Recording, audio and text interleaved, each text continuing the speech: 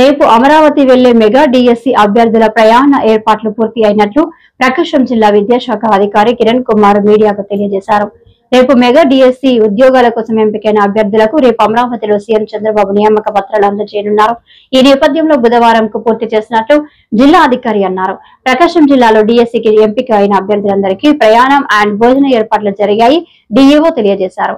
జిల్లాలో డిఎస్సి అభ్యర్థుల కోసం ప్రయాణం నిమిత్తం ఎటువంటి ఇబ్బందులు తలెత్తకుండా ఉండేందుకు 43 బస్సులు ఏర్పాటు చేశామని ప్రకాశం జిల్లా విద్యాశాఖ అధికారి కిరణ్ కుమార్ మీడియా సమావేశంలో తెలియజేశారు.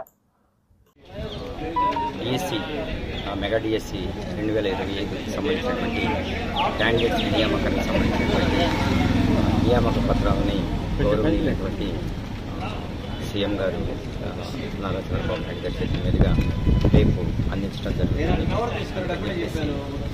గౌరవ కలెక్టర్ గారు, అలాగే జేసీ గారు, అలాగే డిఆర్ఓ గారి ఆధ్వర్యంలో అన్ని ఏర్పాట్లు కూడా పూర్తి చేయడం జరిగింది. మొత్తం 4 వెన్యూస్ ఏర్పాటు చేయడం జరిగింది.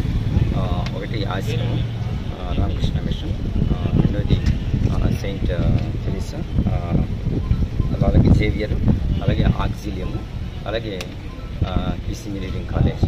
క్విస్ ఇంజనీరింగ్ కాలేజీలో మొత్తం కూడా మేల్ టీచర్స్ని అక్కడ అకామిడేట్ చేయడం జరిగింది. అదేవిధంగా మిగతా 3 వెన్యూస్లోనూ కూడా లేడీస్ని అకామిడేట్ చేయడం జరిగింది. వీళ్ళందరికీ కూడా అన్ని ఏర్పాట్లు చేయడం జరిగింది. మొత్తము క్యాండిడేట్స్ 477 మేల్, అలాగే ఫీమేల్ వచ్చేసరికి 144. వాళ్ళతో 1+1 అంటే క్యాండిడేట్తో ఇంకొక కంపెనీ అవుతూ ఇంకొక వ్యక్తి రావడానికి అవకాశం కల్పించాము.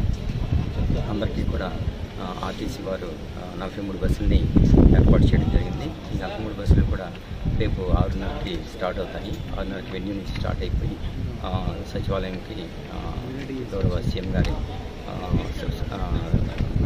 ప్రాంగణానికి వెళ్ళి అక్కడ సమావేశానికి అటెండ్ అవ్వడం జరిగింది. అన్ని ఏర్పాట్లు పూర్తి చేయబడ్డాయి.